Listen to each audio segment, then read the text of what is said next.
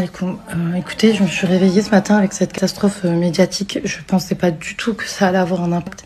Et en plus, vous voulez que je vous dise, j'ai appris que c'était le Polisario seulement hier sur Google. J'ai mis la définition parce qu'il y a quelqu'un qui m'a parlé de ça et je lui ai dit avec ça que c'était politique. Enfin, j'ai juste justifié à la personne que c'était politique et qu'on ne devait pas se déchirer entre nous.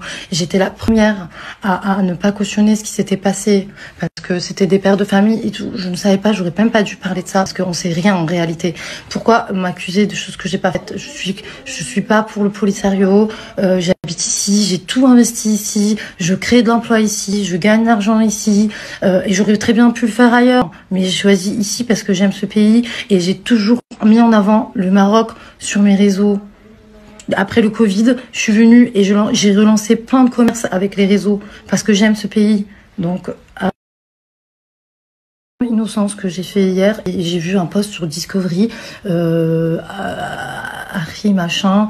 Du coup, je me suis dit attends, pourquoi il y a toutes ces incohérences? C'est quoi ça? Mais jamais j'aurais accusé le Maroc ou j'ai pas accusé qui que ce soit.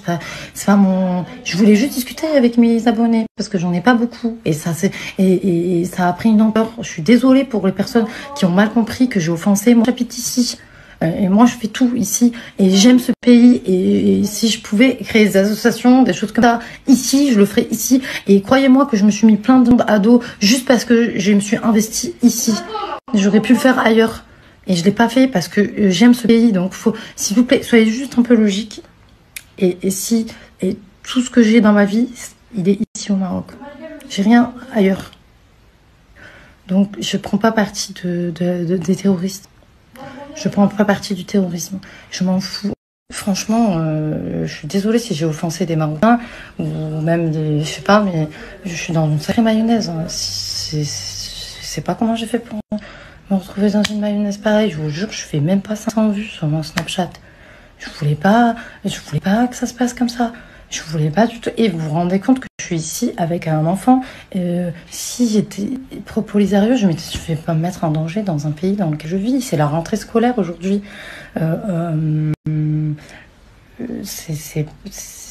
Désolée. Je n'ai pas défendu le mal. Je ne défendrai pas le mal. Et je savais pas que ça allait avoir un impact. Je suis vraiment désolée. Et là, je pleure pas parce que je suis pas une pleureuse, mais je vous assure que depuis ce matin, je suis dans un état catastrophique parce que je suis en top tendance partout. Pourquoi vous me faites ça? Vous savez très bien que je soutenais ni Polisario ni.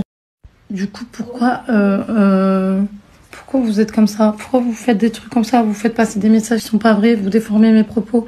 J'ai défendu personne. Surtout pas des causes terroristes ou des guerres. C'est pas mon problème, bordel. Moi, autant vous me faites confiance, autant moi je vous fais confiance. Autant moi j'investis ici, autant moi je fais confiance à ce pays. Autant vous. Enfin, c'est dans les deux sens que ça marche. Enfin,